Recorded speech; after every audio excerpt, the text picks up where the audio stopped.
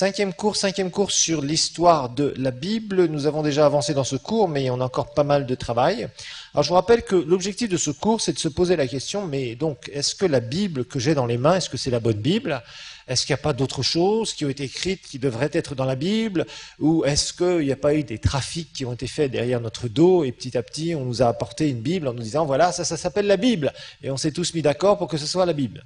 Eh bien, on est en train de découvrir que cette Bible n'est pas venue n'importe comment jusqu'à nous et on est en train d'étudier, savoir comment ça s'est passé. Alors, on avait regardé l'inspiration. D'abord, on avait parlé d'un livre, un auteur. Hein. Je vous rappelle qu'il y a 40 écrivains mais un seul auteur de la Bible. Ce seul auteur, bien sûr, c'est Dieu. Les 40 écrivains, c'était des gens de toute éducation différents, confondus, hein, je dirais. Ça peut être des simples pêcheurs de poissons, jusqu'à des super intellectuels, jusqu'à Ésaïe était le cousin du roi. Hein. C'était quelqu'un de noble, Ésaïe, il faut le savoir. Hein. Donc il y avait différentes personnes super éduquées, d'autres qui étaient très simples, etc., etc. Mais Dieu nous a donné sa parole au travers de ces hommes très différents. Alors vous vous rappelez que ça s'appelle les Écritures, entre autres, hein, qui vient du mot grec grapher. Alors on a vu que les écrivains ont reçu et ont écrit la Bible d'une certaine façon. On a parlé des révélations. Je vous ai montré que révéler, ça veut dire dévoiler quelque chose de caché, c'est-à-dire il y a un voile sur quelque chose, une connaissance, et d'un seul coup Dieu enlève ce voile au travers, bien sûr, d'hommes qui l'utilisent pour faire cela. On a vu qu'il y a des révélations particulières, c'est quand quelqu'un reçoit une révélation, par exemple une vision, Dieu lui parle directement, etc., etc., etc. Et il y a aussi la révélation générale. La révélation générale de Dieu, c'est quoi? C'est ce qu'il a fait dans la nature. Et d'après ça, on s'est posé la question, mais comment est-ce que des gens peuvent se sentir, pourquoi est-ce qu'ils ont écrit? Et est-ce qu'ils ont tout écrit? Eh bien non, on a vu que Dieu a poussé des personnes, hein, on a vu dans différents passages, pour qu'ils puissent écrire ce qu'ils ont écrit. C'est-à-dire, il y a certaines visions qui ont été écrites et qui nous sont parvenues. Il y en a d'autres où Dieu n'a pas ordonné à écrire à ses prophètes, entre autres, pour qu'ils nous transmettent ce qu'ils avaient reçu. Pourquoi? Parce que Dieu a jugé que ce n'était pas utile pour nous. Alors, il y a l'inspiration aussi, donc qui est quand des gens reçoivent des révélations, comme Paul qui va recevoir des révélations sur la croix, et il dit, voilà, c'est la révélation que j'ai reçue, là, je vous l'ai écrite en peu de mots, là, hein, ce que je viens de vous écrire là, c'est quelque chose que j'ai reçu. Mais il la met dans un contexte particulier, par rapport, par exemple, aux Éphésiens, etc., etc. Et partout, lorsque Paul va écrire. Puis il y a des fois où Paul dit, non, c'est pas moi qui le dit, c'est le Seigneur. Et il y a des fois où il dit, non, non, c'est moi qui vous le dis, j'ai rien reçu du Seigneur, mais voilà ce que je vous conseille, voilà, tout simplement. D'accord? Donc Paul a été tout à fait transparent par rapport à cela. Alors ensuite, nous avons regardé un petit peu les chroniques hein, des livres de l'Ancien Testament. Alors je vous ai juste fait un tableau dans votre support de cours. On n'a pas commenté pour l'Ancien Testament. Pour le Nouveau Testament, on a quand même commenté parce que c'est un peu moins structuré. L'Ancien Testament, c'est relativement structuré au niveau du temps, au niveau des premiers écrits. Les premiers écrits sont en premier. Le dernier est en dernier. Entre-temps, on a un tout petit peu de mélange dans les dates, mais c'est pas dramatique, c'est relativement chronologique. Par contre, ce qui n'est pas du tout chronologique, c'est bien sûr le Nouveau Testament. Et on sait que, par exemple, l'Épître de Jacques, c'est le premier écrit du Nouveau Testament, l'Apocalypse étant le dernier. On sait que le Nouveau Testament a été écrit sur une période seulement de 50 ans, alors que l'Ancien Testament a été écrit sur une période de 1500 ans. Donc on voit un peu la différence. Alors nous savons aussi que les textes originaux, nous ne les avons plus, c'est-à-dire les textes, les manuscrits, c'est-à-dire quand l'auteur a écrit avec sa propre main, on n'a plus ça dans les mains. Ça n'existe plus, on ne sait pas où c'est, ça a été certainement détruit. On pense, en tout cas certains pensent que ça a été détruit parce qu'il n'y a pas de vénération, il n'y a pas d'idolâtrie par rapport à ces écrits.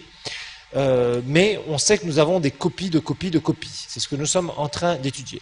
Alors, on a vu qu'il y a des preuves d'inspiration de la Bible. Hein. Jésus lui-même rend témoignage, entre autres, à l'Ancien Testament. Donc déjà, c'est l'autorité suprême, puisque c'est Dieu le Fils, Jésus. On sait que la Bible est prouvée par elle-même d'inspiration divine, parce que c'est Dieu, c'est l'autorité suprême. Le témoignage du Saint-Esprit en nous, dans notre cœur, quand on est né de nouveau par rapport à la parole de Dieu. Que c'est pas quand vous ouvrez un livre normal et quand vous ouvrez la parole de Dieu, c'est différent. Dans votre cœur, il y a quelque chose de différent qui doit se passer. Bon, la longévité de la Bible a traversé des trucs incroyables et nous est parvenue telle qu'elle, et ça c'est extraordinaire, le message qui a transformé les vies, son influence dans les sociétés, l'accomplissement des prophéties, tout ça nous l'avons vu et nous avons remarqué que tout ça, ça a fait de ce livre unique un livre surnaturel. Et la Bible est un livre surnaturel, il n'y a pas de secret, c'est pas un livre naturel.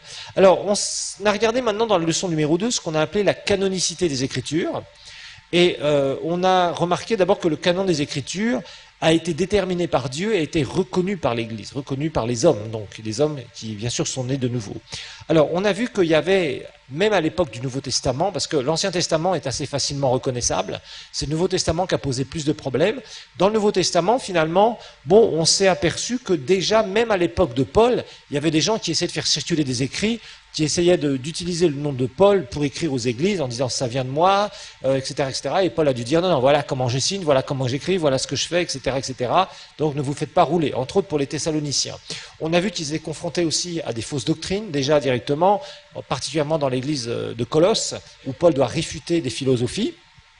Alors le mot canon, on a vu que c'était emprunté, c'est un mot grec, qui est emprunté à l'hébreu kanesh, et qui veut dire roseau, mesure, canne, et en fait, ça signifie en général le recueil des écrits sacrés. C'est ça que ça veut dire un peu partout. C'était quelque chose qui a été utilisé d'ailleurs dans pas mal de religions.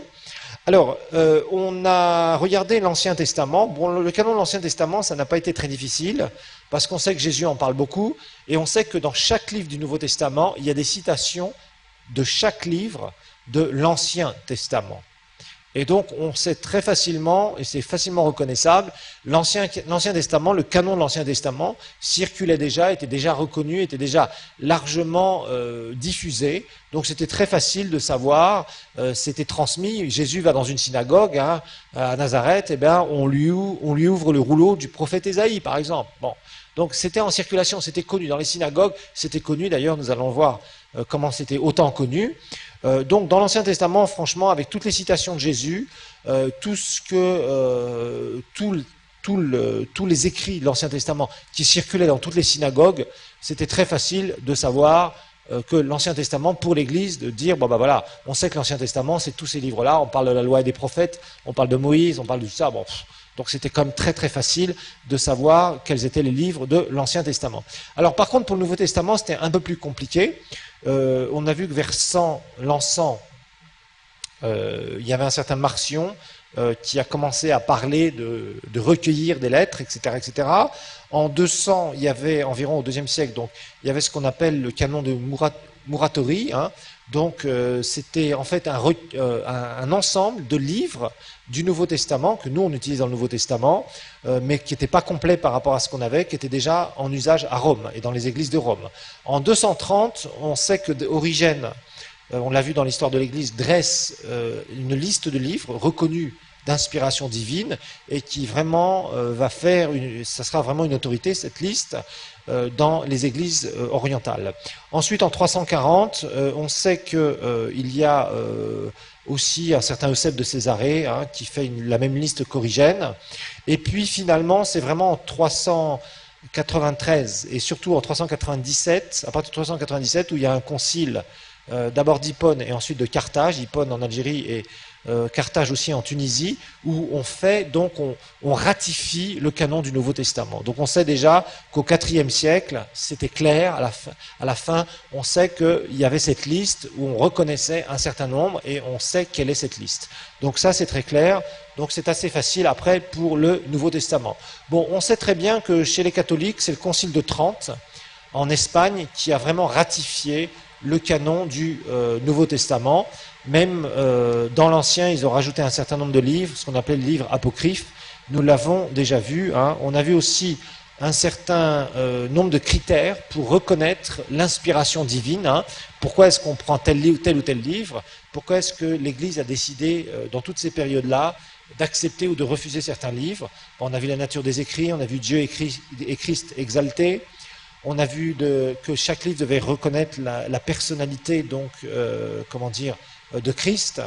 On a vu que le message doit être universel, c'est-à-dire que ça ne doit pas répondre à certains types de personnes, et puis Dieu dit, ceux-là, c'est mes petits préférés, ceux-là, je ne suis pas d'accord avec eux, ils n'auront rien, je ne les aime pas. Mais Dieu est un Dieu pour tous les êtres humains. les mêmes promesses pour tous à partir du moment où ils rentrent dans ces alliances. On a vu la haute moralité de la Bible, c'est-à-dire de chaque livre doit être exact, il n'y a pas d'erreur, de trucs un peu bizarres. L'autorité de la parole, donc chaque livre a vraiment une autorité, représente quelque chose de particulier pour les croyants et a amené une transformation et évidemment un livre de puissance d'une manière générale. Donc on sait que rien ne peut être enlevé aux Écritures, rien ne peut être rajouté aux Écritures, et on sait très bien que le canon donc est complet, le canon du Nouveau Testament est complet, et que de toute façon, maintenant il nous faut plus de preuves. On dit ok, on a ces listes-là, ces listes de livres, d'accord, mais comment est-ce que ces textes nous sont parvenus, et est-ce que le fait que ces textes nous soient parvenus, on ait une exactitude de cette transmission des textes. Et c'est là où on est arrivé à la leçon numéro 3, la transmission des manuscrits. Et on a vu qu'une transmission, c'est quoi dans une voiture? C'est ce qui relie le moteur aux roues, ce qui donne la puissance aux roues à partir du moteur. Et là, on a commencé à voir un certain nombre de choses. On s'est dit, bon, ces écrits ont été faits quelque part. Il y a eu un jour J, une heure H, une minute M, où des écrivains ont écrit, voilà. Ils ont écrit sur certains supports. Quels étaient ces supports? Est-ce que ça nous a été transmis? Comment ça nous a été transmis? Bon. Et on s'est aperçu qu'il y avait 6 maillons dans la chaîne de transmission des manuscrits. Alors, d'abord les manuscrits eux-mêmes, ce qu'on est en train d'étudier. Et on sait que de toute façon, les originaux, c'est-à-dire là où l'écrivain a mis sa plume et a écrit sur le support, on sait que ça, de toute façon, nous ne l'avons plus. Ok. Par contre, on sait que nous avons des copies de ces originaux, de manuscrits. Et c'est ça ce qu'on est en train d'étudier. Après, on verra qu'il y a des traductions des anciens manuscrits qui vont se recouper dans différents siècles. Ensuite, on verra la citation des écrivains eux-mêmes. Dans le Nouveau Testament, il y a beaucoup de citations de l'Ancien Testament. On verra les livres liturgiques aussi, surtout dans l'histoire de l'Église catholique, qui a été très longue, qui a commencé, donc dirions-nous, vers 4e, 5e siècle, 6e siècle, où là, l'Église catholique s'est établie. Et eux, ils avaient des portions d'écriture qu'ils ont recitées dans leurs livres. Dans tout ce qui est missel, etc., pendant les messes, eh bien, il y avait des livres où on citait les Écritures et où il y a des commentaires. Ces livres existent toujours. Donc, les Écritures ont bien été prises quelque part. Donc, c'est ça qu'on est en train de rechercher.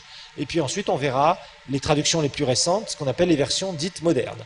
Alors, nous avions vu la dernière fois le premier maillon et le deuxième maillon. On en est dessus actuellement, on va continuer aujourd'hui. Et on a vu donc d'abord le mot manuscrit veut dire écrit à la main, ça on le sait.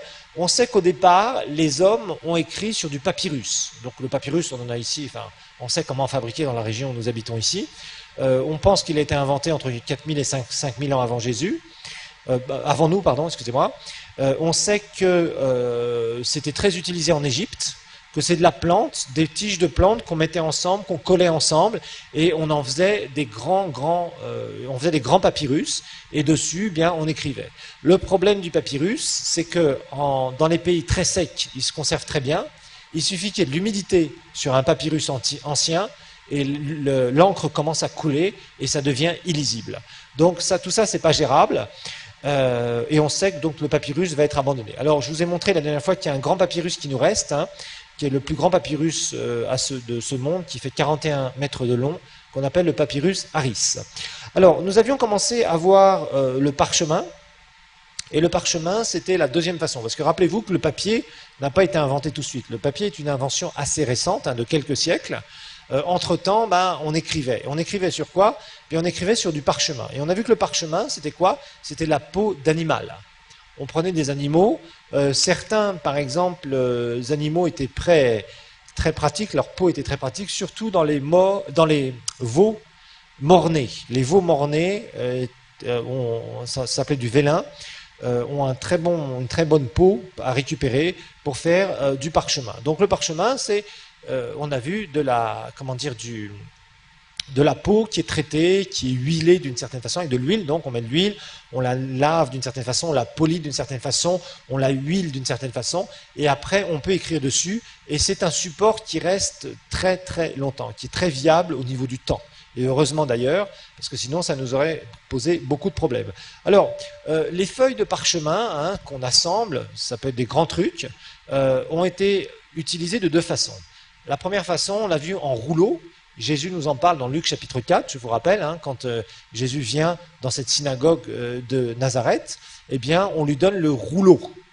Et c'était des rouleaux, donc ça existe encore d'ailleurs chez les Juifs, hein, mais ils sont plus en parchemin. C'est deux gros rouleaux comme ça, qu'on assemble avec deux bâtons, et on déroule, on écarte les bâtons, et on déroule, et on lit au fur et à mesure. Et donc c'est comme ça que d'ailleurs les lectures se font encore dans certains endroits où on applique la loi juive, la loi de Moïse. Alors on appelait ça donc les volumens ou rouleaux, hein, donc ça on le voit. Alors par contre, plus tard, va apparaître le système du codex. Le codex, nous l'avons vu parce qu'on va beaucoup en parler aujourd'hui, c'est en fait prendre des parchemins et en faire des grandes feuilles, des feuilles rectangulaires, et puis les coudre ensemble. Donc ça fait une sorte de livre, si vous voulez. Alors un livre d'une épaisseur, vous imaginez, parce que nous avons la chance d'avoir du papier qui est très fin. Il y a même du papier Bible qui est ultra fin, où vous avez des Bibles de cette épaisseur-là, c'est absolument super. Vous emmenez ça un peu partout, vous avez toute la Bible écrite avec un papier qui est ultra fin et qui est extrêmement solide.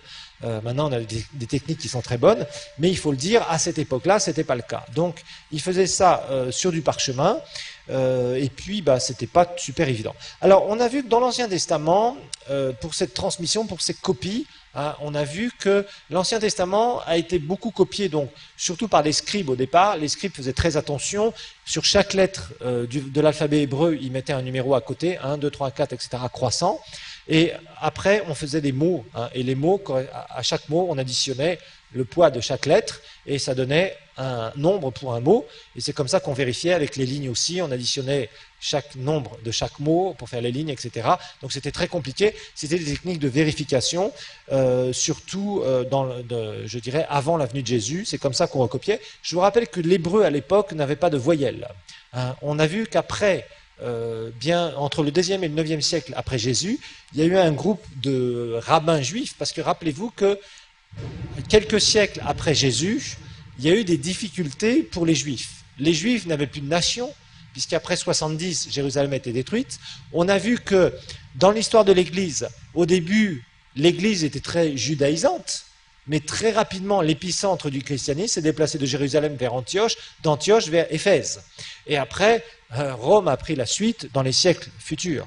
Bon, entre-temps, Israël, en l'an 70, donc même pas à la fin du 1er siècle, Jérusalem est détruite avec les Romains, je vous rappelle, et les Juifs qui s'étaient rebellés contre les Romains, et les Juifs se sont retrouvés un petit peu sans savoir comment faire concernant donc leur foi. Ils se sont retrouvés nulle part. Ils n'avaient plus de pays, ils n'avaient plus de roi, ils étaient disséminés un peu partout, dans tout le bassin méditerranéen entre autres. Et puis finalement, qu'est-ce qui s'est passé? Ils ont voulu quand même appliquer la loi. Et ils voulaient perpétrer leur tradition. Donc il y a eu des Masorètes, ces rabbins juifs, qui ont vu que de toute façon, ils n'étaient pas du côté des chrétiens, mais ils voulaient quand même continuer à servir Dieu, et il fallait perpétrer leur tradition. Donc de là est venu le mot Masorète, et en fait l'idée c'était de réunir des traditions juives. C'est eux, on sait, qui ont inventé les points voyelles. Je vous rappelle que dans l'hébreu, au départ, il n'y avait que des consonnes, et on ne pouvait pas prononcer les mots. Donc c'était très difficile, on apprenait à lire seulement avec les voyelles, avec les consonnes, pardon. Et eux, ils ont rajouté des points voyelles sur le texte, et ils ont fait des copies des textes anciens, donc de l'Ancien Testament, bien évidemment, et c'est ce qu'on a appelé les textes masorétiques. C'est ce dont on se sert en partie pour faire des traductions à partir de l'hébreu vers d'autres langues. Donc c'est comme ça qu'on a pu vraiment avoir des recoupements sur l'Ancien Testament. Alors maintenant, aujourd'hui, on va voir les manuscrits de la Mer Morte. Les manuscrits de la Mer Morte, on est toujours dans l'Ancien Testament, et on essaye de voir comment ça nous est parvenu. Donc, on sait qu'il y avait la circulation des Écritures dans les synagogues, c'est sûr, mais il y avait aussi ces moines masorètes, donc qui, eux, avaient le texte hébreu et copiaient des textes hébreux. Et puis, bien plus tard, parce que les Masorètes, eux, c'est entre le 2e et le 9e siècle après Jésus, et d'un seul coup, un millénaire plus tard, imaginez-vous, un millénaire plus tard, on va faire des découvertes extraordinaires. En 1947,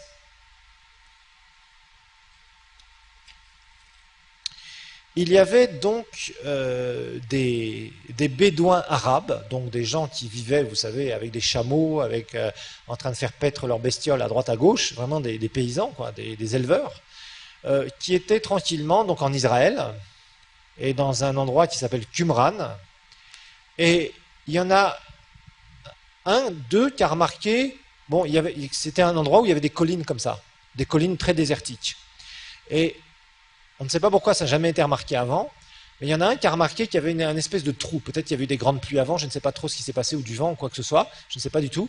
Et il y en a un qui a remarqué qu'il y avait un espèce de trou dans une colline, et il a commencé à s'intéresser à ça, et il a ouvert, et il s'est aperçu qu'il y avait une grotte. Et il y avait des jarres, donc des grands pots, qui étaient fermés, et il a ouvert ces jarres, il a découvert quelques jarres, et il s'est aperçu donc que dedans il y avait des rouleaux. Bon, c'était quelqu'un de très inéduqué, etc., etc. Et puis finalement, si je me souviens bien de l'histoire, eh bien, il a amené ça, et puis de fil en aiguille, amenant ça je crois, vers Jérusalem, il y a eu des antiquaires qui ont repéré et qui ont dit tiens, ça c'est des vieux trucs, on va garder ça. Et puis finalement, il y a quelqu'un qui est passé là, chez un antiquaire, et il s'est aperçu que c'était des choses très anciennes d'écriture. Un érudit est passé par là, et on fait des recherches, et on a dit non, ça vient de Bédouins qui ont découvert ça. Et ils ont regardé, et il y a eu toute une équipe qui a été envoyée pour aller rechercher, pour savoir s'il n'y avait pas d'autres endroits où il y avait justement, parce qu'ils se sont aperçus que c'était des écritures qui dataient de très très longtemps, juste des portions. Et alors, ils ont finalement découvert 10 grottes qu'on a appelées les manuscrits de la mer morte, où c'est à Qumran exactement, dans cet endroit qui est appelé Qumran. Et en fait, ils ont découvert une dizaine de grottes où il y avait des écrits. Alors, ils ont découvert des écritures, donc des portions de l'Ancien Testament. Ils ont aussi découvert qu'en fait, ces écrits venaient d'un groupe religieux, les Esséniens. Alors, on n'a pas trop de renseignements sur eux, qui seraient, qui vivaient il y a très très longtemps, et en fait ils ont découvert un fragment de rouleau, entre autres. Alors ils ont découvert toutes sortes de choses. Il y a eu un rouleau d'Ésaïe, un rouleau du prophète Ésaïe qu'ils ont découvert, qui était extrêmement ancien. On pense qu'il date du 2e siècle avant Jésus. Alors imaginez-vous, on l'a découvert en 1947, et ce manuscrit aurait daté environ de 2 siècles avant Jésus. Et ce rouleau d'Ésaïe est devenu mondialement célèbre. Alors on a trouvé aussi des morceaux des livres de Samuel, 1 Samuel et 2 Samuel. Et en fait, on pense que c'était un groupe de juifs, d'une secte juive dissidente qu'on appelle les Esséniens. Les Esséniens. Et alors, ce qui était intéressant, c'est que tous les fragments qu'on a eus, le rouleau d'Ésaïe, le rouleau donc de Samuel aussi, les rouleaux de Samuel, etc., etc., les différents fragments qu'on a eus, parce qu'il y avait beaucoup de fragments, il n'y avait pas énormément de livres complets, on a recoupé ça avec tout ce qu'on avait trouvé avec les Masorètes, donc tout ce que les Masorètes avaient copié. Et les Masorètes, rappelez-vous, ont vécu entre le 2e et le 9e siècle. Bon, ces Esséniens-là ont vécu au début de l'ère chrétienne, mais ils avaient des rouleaux de l'Ancien Testament qui étaient très anciens, plusieurs siècles avant Jésus, 2e et 3e siècle avant Jésus. Donc ils avaient été conservés dans cette grotte pendant presque 2000 ans, vous imaginez un peu. Énorme. Et quand on a repris les écrits qu'on a trouvés dans ces grottes-là, qu'on a repris tout ce que les Masorètes, parce que les Masorètes avaient fait un très gros travail de copie, et qu'on a comparé les textes, on s'est aperçu que les textes étaient quasiment à 99 ou je ne sais combien % identiques. Donc là encore, l'idée, je vous rappelle, dans cette histoire de la Bible, c'est pas se dire, mais comme on a pu les manuscrits, bon, on n'est pas capable de dire, c'est vraiment l'authenticité du texte. Ce qui nous intéresse, c'est le texte, c'est pas tellement le support. Par contre, là, on a 2 sources, donc sources super importantes. Première source, on a ces Masorètes qui sont là et qui travaillent pendant presque 7 siècles, qui sont connus, qui sont des Hébreux après Jésus, qui viennent et qui se sont arrangés pour trouver l'Ancien Testament et qui ont fait des copies en étant très stricts. Et on sait les reconnaître parce qu'ils ont mis des points voyelles, pour que ce soit lisible, facilement, sans être obligé d'avoir quelqu'un qui te dit ça se prononce comme ça se prononce comme ça, parce qu'il n'y a pas de voyelles. Bon, ensuite on trouve les manuscrits de la Mer Morte, et eux n'avaient pas de points voyelles. Mais quand on compare les textes, les mots, on trouve les mêmes textes. Et ces manuscrits de la Mer Morte, on sait que ce sont ces Esséniens qui sont là, qui sont au début de l'ère chrétienne, et qui ont récupéré des copies de l'Ancien Testament. Et on compare les textes, et on s'aperçoit qu'on a les mêmes textes. Pas écrits forcément sur exactement le même support, pas écrits de la même façon, mais on a le même texte. Les Esséniens, eux, avaient les textes sans point voyelle, et les Mazorètes, eux, avaient récupéré des textes à droite à gauche, et on sait que les manuscrits de la Mer Morte, les manuscrits de Qumran, ce sont des choses qui ont été enfouies pendant pratiquement 2000 ans, un peu moins de 2000 ans. Et on retrouve ces textes-là, et on compare, et on retrouve les mêmes mots, les mêmes choses, alors que ça vient de deux sources différentes. Alors il y a une troisième source qui est très connue,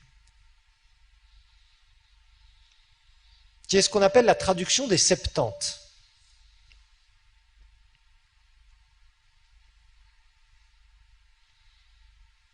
La traduction des Septante,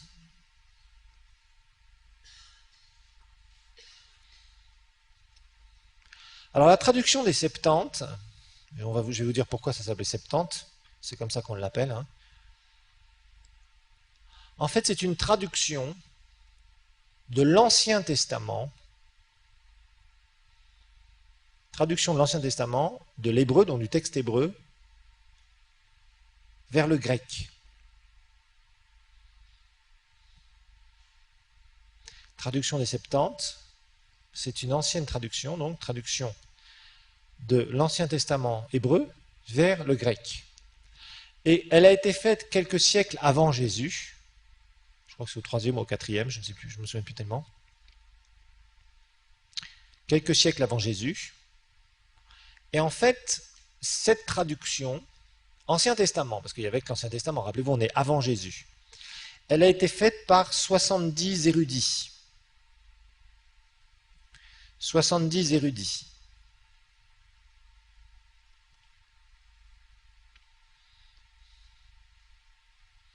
Alors à l'époque, c'était l'Empire grec, l'Empire d'Alexandre le Grand. Quand cette traduction a été faite, c'était l'Empire d'Alexandre le Grand, qui était grécophone, je vous rappelle. Vous avez vu dans Dispensation les 4 empires, là. Babylonien, médo-perse, grec et romain. Rappelez-vous, Jésus vient sous l'Empire romain. Mais la traduction des Septante, ça a été fait avant, quand il y avait encore l'autorité grecque. Et en fait, ce sont les autorités grecques qui ont demandé à 70 érudits de traduire l'Ancien Testament en hébreu vers le grec. Pourquoi? C'était pour aider les Juifs de la diaspora. Rappelez-vous, après le VIe siècle, un certain nombre de Juifs sont partis d'Israël, enfin ils avaient été déportés et ils ont vécu dans tout le bassin méditerranéen et au Moyen-Orient. Et je vous rappelle qu'il y a eu les synagogues qui sont apparues. On ne sait pas exactement quand, mais on pense entre le 3e et 4e siècle. Et lorsqu'il y a eu les synagogues, les gens ne parlaient plus hébreu au bout d'un moment, au bout d'un certain nombre de générations. Donc les Juifs qui étaient dans la diaspora, ils parlaient grec et ils lisaient le grec. Donc les autorités grecques ont demandé à 70 érudits de traduire l'Ancien Testament d'hébreu en grec, pour que ce soit lisible et compréhensible par les Juifs de la diaspora. Et il y a eu beaucoup de copies à partir de cette traduction. Et rappelez-vous, partout où Jésus passait, là c'était en Israël, mais aussi partout où les Juifs passaient à droite et à gauche, ils avaient accès aux Écritures dans la synagogue. Les scribes utilisaient quoi? Les scribes, au temps de Jésus, utilisaient cette traduction, les copies de cette traduction. Quand Jésus prend le rouleau du prophète Ésaïe, il prend une partie justement de cette traduction, la Septante. C'était une traduction qui était en circulation partout, qui a été faite plusieurs siècles avant Jésus, qui a été diffusé partout dans tout le bassin méditerranéen. Donc vous voyez, pour l'Ancien Testament, franchement, c'est très simple.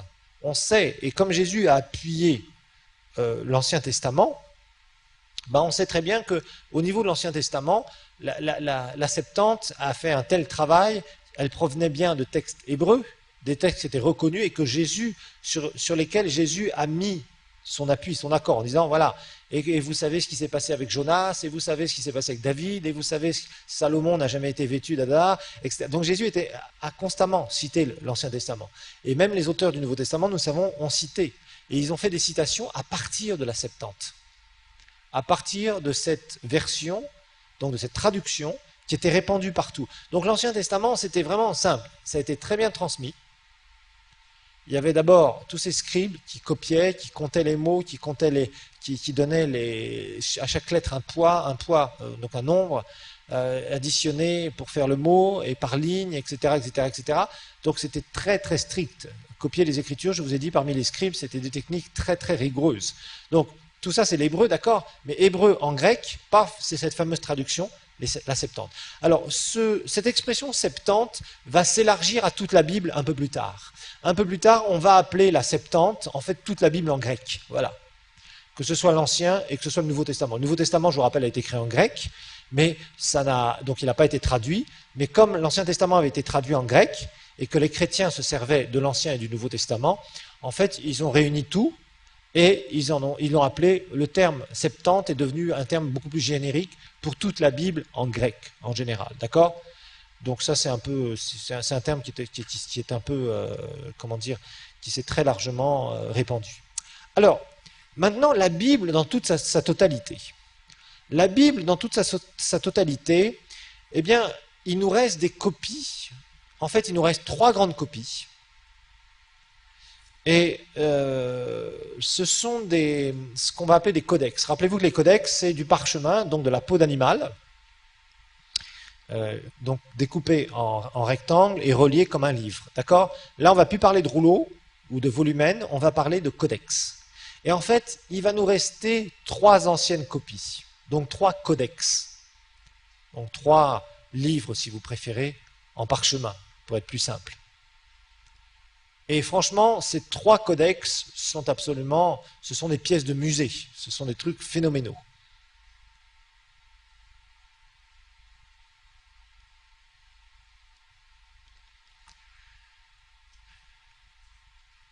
Alors, ces 3 codex, eux ont été écrits sur de la peau d'antilope, d'ailleurs, et ils sont vraiment dans un état exceptionnel. Le premier qu'on a, c'est le Codex Vaticanus. C'est comme le Vatican, vous mettez comme Vatican et vous rajoutez un US. On va d'ailleurs le projeter tout de suite, le Codex Vaticanus. Si on peut le projeter. Voilà, donc ça ressemble à ça, ce que vous voyez là sur votre écran. Ça, c'est une page du Codex Vaticanus. Je vous ai aussi mis ça dans vos supports de cours. Et en fait, vous voyez comment c'est écrit, donc c'est du parchemin, voilà. Et il y a une grande partie de la Bible, donc ce sont des gros, c'est énorme, hein, comme livre, en fait il y a plusieurs volumes bien sûr, et c'est la plus vieille copie de toute la Bible en grec que nous possédons. Bon, elle n'est pas complète, et elle daterait du IVe siècle après Jésus. Donc imaginez-vous le travail pour faire ça, on va en parler. Donc 4e siècle après Jésus, et 4e siècle, ça vous fait penser à quoi? Ça vous fait déjà penser dans l'histoire de l'Église à l'empereur Constantin, bien évidemment. Et on verra que Constantin a commandé 50 copies de toute la Bible, en fait, qui va distribuer un peu partout. Et on pense que les 3 codex qui nous restent, donc les 3 copies qui nous restent, ça serait les 3 sur 50 que Constantin aurait fait commander. Alors, en fait, dans ce codex, donc dans ce, entre guillemets, livre fait en parchemin, on peut continuer à l'afficher, c'est pas un problème. En fait, on s'aperçoit que il y a quand même, dans ce codex Vaticanus, en fait, ça s'appelle Vaticanus parce que c'est le Vatican qui le garde précieusement d'ailleurs. C'est pour ça que ça, on verra une petite histoire là-dessus d'ailleurs. Il manque le livre de la Genèse, il manque une partie de l'épître aux Hébreux, il manque les épîtres pastorales, et puis l'Apocalypse. Et l'Apocalypse. Alors, il y a une écriture spéciale, on va mettre la diapositive suivante, où on va voir l'écrit en oncial, ce qu'on appelle. Écrit en oncial. Est-ce qu'on peut mettre l'image suivante? Voilà, c'est ça. Regardez ici, c'était écrit comme ça. Alors, vous voyez que en fait, l'écriture en oncial, c'est une écriture qui est un peu différente des autres écritures. D'abord, vous remarquez qu'il n'y a pas de coupure entre les mots. C'était une écriture en majuscules uniquement. Ça, c'est du grec ancien, où il n'y a que des majuscules et il n'y a pas de coupure entre les mots. En fait, c'est un truc continu. Il n'y a pas de coupure entre les mots, il n'y a pas d'interligne entre les mots, il n'y a pas d'espace entre les mots, pardon. Il n'y a pas d'espace entre les mots. C'est des majuscules en continu. Alors évidemment, pour lire ça, il faut quand même être un peu fort. Moi, je lis un peu le grec, hein, mais j'avoue franchement que pour lire comme ça, c'est pas évident. Alors après, il y a eu un texte grec à partir de ça, hein, parce qu'en fait, ces manuscrits-là, on les a beaucoup utilisés pour pouvoir tirer un texte grec. Et là, on séparera les mots. Hein, ça a été fait d'une façon assez récente. On a fait ce qu'on appelle le grec autorisé. Par exemple, dans le Nouveau Testament, on reprend tout cela et on sépare et on écrit en minuscules. Là, c'est des majuscules. On écrit en minuscules et à partir de ce texte qu'on aura pris à partir de ces codex-là, on va remettre tout ça sur du papier, refaire ça, je dirais, d'une façon plus lisible. Et c'est à partir de ça que les traductions sont faites, les traductions modernes sont faites. D'accord? On ne reprend pas ce texte ici parce que ce texte est un peu difficile à lire. Il faut vraiment être un érudit. Donc, l'oncial, l'écriture onciale, c'était comme ça. C'était donc des majuscules. Donc, c'est très lisible, c'est-à-dire, si on fait un travail là-dessus, c'est un texte qui est très lisible encore. Vous imaginez, 4e siècle à nos jours, c'est vieux de 1600 ans, ça. Imaginez-vous. Et on est encore capable de le lire très bien. À partir du moment où c'est pas abîmé. Il y a des pages qui ont été abîmées, bien sûr, hein, avec le temps. C'est pour ça, par exemple, l'Apocalypse sur le Codex Vaticanus est illisible, parce que ça a été trop abîmé. Mais la plupart de la Bible est encore là, et on est capable, si quelqu'un, on lui apprend à lire, je vous dirais, c'est tout à fait lisible. Ce que vous avez là, c'est tout à fait lisible par des gens qui sont érudits, sans aucun problème, et sans erreur, si vous voulez. Alors l'avantage de l'oncial, c'est qu'il n'y a pas d'erreur possible ici. Dans le texte, c'est très facile à lire, je veux dire, pour les gens qui sont habitués, ils lisent ça, ils séparent les mots, ils vous disent ce que ça fait, etc., etc., hein, qu'est-ce que ça veut dire, sans aucun doute. En minuscule, il y a des erreurs qui peuvent se glisser beaucoup plus facilement. Et là, franchement, c'était pas possible de glisser des erreurs. Alors évidemment, l'oncial a été très critiqué, ce type de mode d'écrit, parce qu'évidemment, ça prend beaucoup de place. Vous imaginez bien hein, que ce genre de texte, ça prend énormément de place pour très peu, je dirais, pour dire peu de choses en fait. Donc ça représente énormément de volume. Donc en fait, on s'aperçoit que ce texte-là sont des textes extrêmement précieux dont on a tiré, on peut remettre l'image normale, merci. Enlever ça, d'accord. Ok. Donc en fait, alors l'oncial, hein, donc cet aspect d'écrire en majuscules et puis de coller les mots, c'est apparu au IIe siècle après Jésus. 2e siècle après Jésus.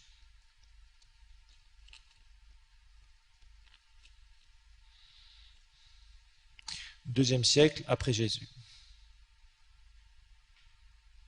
Et c'était vraiment très, très courant d'écrire en oncial au IIIe siècle. Donc, c'est pour ça qu'on date à peu près ces codex, en tout cas celui-ci du IVe siècle. Ok. Alors ensuite, il y a un deuxième codex, c'est le codex Sinaiticus. On va l'afficher. Le Sinaiticus.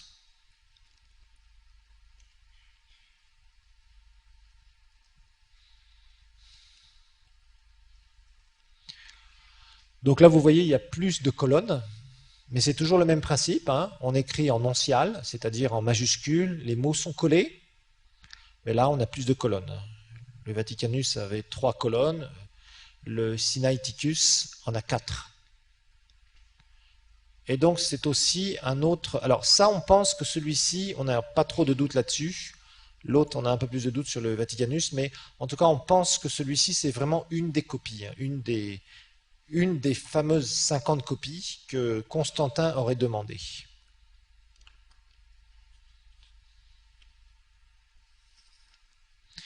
Et ce codex, alors pour le Vaticanus, on ne sait pas exactement. C'est le Vatican qui l'a conservé. On ne sait pas comment il s'est parvenu au Vatican. Par contre, celui-ci, ce codex-là, le Sinaiticus, il a toute une histoire. En fait, c'est en 1844 qu'il y a eu un jeune Allemand qui avait 29 ans, qui a été donc au monastère de Sainte-Catherine au Mont Sinaï. C'était un monastère qui avait été construit au VIe siècle. Et en fait, ce jeune érudit allemand qui s'appelait von Tischendorf, il était là, il était dans ce monastère, et il a vu dans un des bureaux, il a vu une espèce de corbeille où il y avait des parchemins qui étaient jetés. Et ça a attiré son attention. Et puis finalement, il a jeté un petit coup d'œil sur le parchemin. Il a dit mais tiens c'est bizarre. Et il a demandé donc au clergé qui était là, mais qu'est-ce que c'est que ça? Vous jetez ça? Et il dit oui c'est des vieux trucs. Et en fait lui, Tischendorf, il a fait attention. Pourtant c'était des chrétiens, c'était des moines chrétiens qui tenaient le monastère, mais ils n'ont pas fait attention à cela. Et ils étaient en train de jeter des portions d'écriture qui dataient imaginez, de je ne sais combien de siècles. Et donc Tischendorf a dit, mais tiens, qu'est-ce que c'est? Il a regardé de plus près, il s'est aperçu que c'était des copies, des vieilles copies des Écritures, très vieilles copies. Et il a demandé aux autorités là, mais d'où est-ce que ça provient, quoi? Voilà, il y a toute une histoire, il a commencé à attirer l'attention du clergé, parce qu'il voulait absolument récupérer tout ça. Et bon, il y a eu toute une histoire il est revenu, il a fait des recherches, il a trouvé le reste des manuscrits. Et en fait, bon, alors il y a eu toute une histoire de tribulation. Alors d'abord, il faut savoir que quand des gens ont découvert ça, après évidemment il y a eu de la spéculation parce que c'était quand même une portion des Écritures qui valait enfin, c'était sans prix. Donc il y a eu des pages qui ont été enlevées, qui ont été revendues. Il y a eu, bon, c'était donc, il y a eu toute une histoire, comment dire.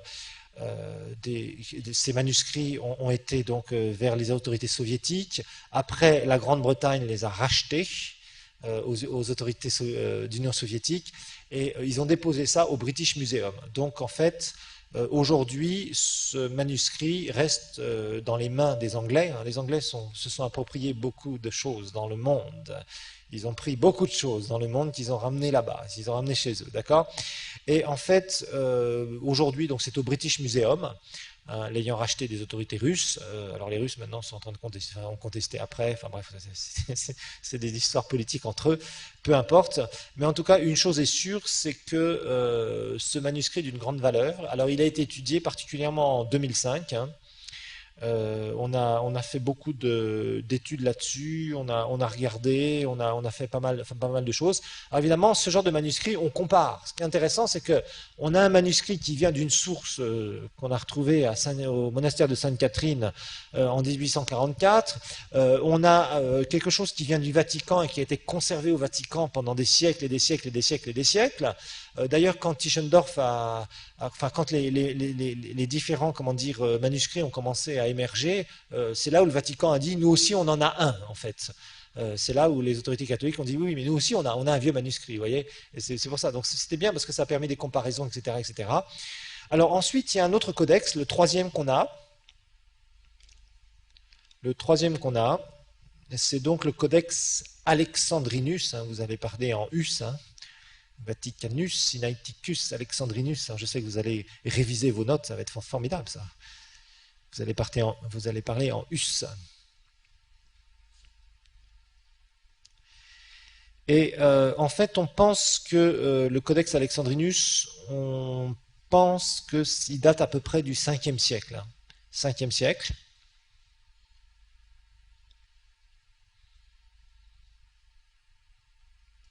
Et franchement, c'est un manuscrit qui est très très complet.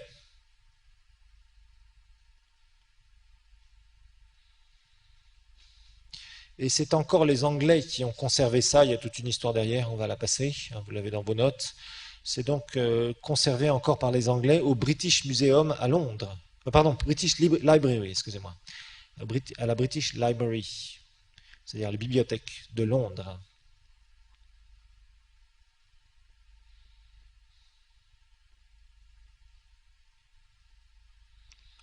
Alors là, on pense sérieusement aussi que c'est un... Bon, vous avez donc une image ici.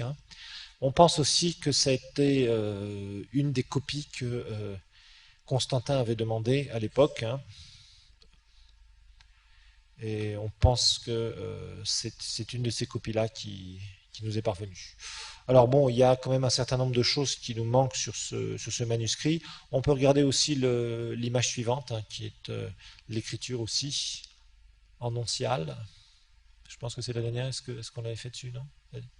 Il y a aussi un écrit de... Voilà, c'est ça. Donc vous voyez, là, c'est une interprétation de l'écrit, voilà, tout simplement. Donc voilà. Donc en fait, ce sont vraiment ces copies, hein, ces trois grosses copies, en fait, de toute la Bible, qui représentent une autorité très, très importante au niveau donc des Écritures. Parce que c'est à partir de là où on a puisé les textes. Les Masorètes, on a récupéré les textes hébreux, on a comparé avec cette traduction qui nous reste ici, ces trois anciennes copies, etc., etc. Et on s'aperçoit que les textes sont identiques. Donc ils viennent de sources différentes. Ils nous sont parvenus de façon différente. Et quand on compare les textes, on retrouve toujours le même texte. C'est ça qui est intéressant avec la parole de Dieu, parce que finalement, c'est vrai qu'on n'a plus ces fameux textes écrits par la main là, de l'écrivain, ça c'est clair, mais d'un autre côté, quand on prend des anciennes copies qui nous parviennent d'une source, d'une autre source, que ce soit l'Ancien Testament, que ce soit le Nouveau Testament, on recoupe tout ça et à chaque fois on retombe sur le même texte, à très peu de choses près. Vraiment à 0,0 je sais quoi, %, on retombe sur le même texte. Donc c'est intéressant parce que ça permet, avec ces recoupements-là, hein, je vous rappelle que si vous faites une photocopie de photocopie de photocopie de photocopie, que vous en distribuez, je ne sais pas moi, des milliers quelque part, et qu'après 10 ou 15 ans ou 50 ans plus tard, vous essayez de récupérer quelques copies, eh bien, si vous les comparez et que vous trouvez la même chose, ces copies de copies de copies de copies, ça provient bien d'un original quelque part. Et surtout si ça vient de sources différentes. Donc c'est un peu comme ça qu'on a recoupé les textes de la Bible, dans l'histoire de la Bible. On ne dit pas, ben voilà, on a les originaux, voilà, c'est ce que Paul a écrit, voilà le parchemin sur lequel Paul... Non, ça c'est clair, on ne l'a plus. On sait qu'il y a eu des copies, il y a eu des copies de copies, etc., mais on en a retrouvé une dans certaines circonstances pendant certains siècles, on en retrouve une autre dans d'autres circonstances beaucoup plus récentes par exemple, on en retrouve une autre qui nous est parvenue par, etc., etc., etc., et puis on compare tout ça, et puis on compare des anciens textes, des anciennes copies de l'Ancien Testament, faites par des gens très rigoureux, qui ont une histoire, dont on connaît l'histoire, etc., puis un jour on retrouve des manuscrits quelque part dans une caverne, donc que personne n'a pu toucher, que personne n'a pu mettre là récemment, et puis bah, on recoupe tout ça, on recoupe toutes ces informations, on se dit bah, c'est bizarre, le texte est identique. Enfin, c'est pas bizarre, c'est divin. Voilà la différence. Vous voyez, et c'est pour ça que c'est ça qui est intéressant dans l'histoire de la Bible, c'est qu'en fait vraiment, on a récupéré de sources très différentes et on compare ces sources. Et on s'aperçoit qu'on a le même texte, à très très peu de choses près. Donc c'est pour ça qu'on sait que c'est bien sorti d'un original quelque part, obligatoirement. Sinon, ça voudrait dire, si vous écrivez quelque chose et qu'entre-temps, il y a des personnes qui font des ratures ou qui effacent et qui remettent autre chose, et que vous transmettez ça et qu'il y a des copies. Si jamais on a modifié votre texte au départ, eh bien vous le saurez s'il y a eu des falsifications.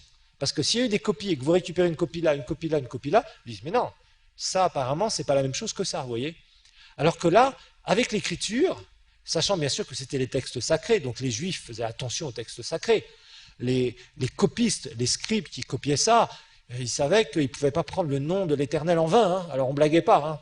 D'ailleurs, il est dit que quand ils recopiaient YHWH, ils changeaient de plume, l'encre, bref, ils faisaient très attention. Ils avaient tellement peur, le respect de Dieu, vous voyez. Bon, le respect très religieux aussi, bien sûr.